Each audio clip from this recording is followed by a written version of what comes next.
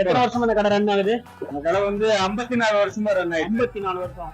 ஆக்சுவலா அவங்க அந்த பிரிட்டிஷ் கடை சாப்பிட்டு பார்த்தேன். சரி, சூப்பரா இருக்கு. ஃப்ரெஷ் மஷ்ரூம்ஸ் தானா எல்லாமே? ஆமா, எல்லாமே பட்டர் மஷ்ரூம்ஸ். ஊட்டில இருந்து டைரக்டா இங்க லான்ச் பண்ணிட்டோம். ஓகே. ஒரு பிளேட் என்ன ரேட் வருதுங்க?